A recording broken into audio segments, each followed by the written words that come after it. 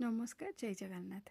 होली पाई बनैबा गुलाब जाम कम खर्चरे घरे थिबा सामग्री गोटे कप सुजी रे ना खुआ ना छेना देखंतु तापर भी गुलाब जामटा केते जुसी और सॉफ्ट है।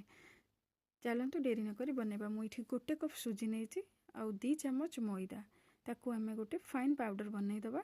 एई भली भाबरे आम पाउडरटा हवा दरकार। तापर आमे फैन रे 2.5 कप क्षीर दबा। जो कप रे मु सुजी मापिकी नहीं से कप रे 2.5 कप क्षीर दबा और गोटे कप क्षीर पाउडर दबा। ताकू भल भाबरे गोळेई देला परे आमे से सुजी पाउडर को पकेइबा तो सांगे सांगे घांटीबा।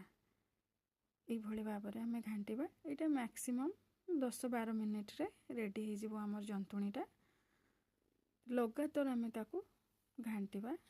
एई भली भाबरे देखंतु एठी प्राय 80% आमर हो गलानी।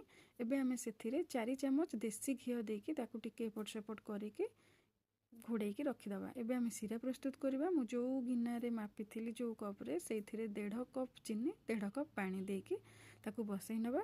तापरे आमे सुजी जंतुणी को भल भाबरे चकुटिबा। आउ 2 चम्मच देसी घी देकी चकुटिबा।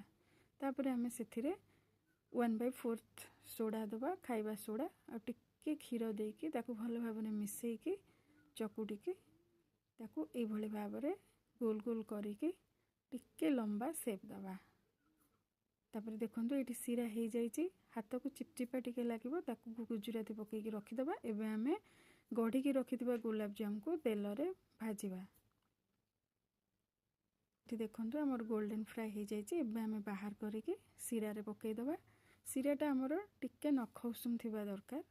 तापरे हमर रेडी हे जिवो बहुत जुसी जुसी गुलाब जाम। होली रे बनांतु आउ एंजॉय करंतु। मो वीडियो को लाइक शेयर करंतु। थैंक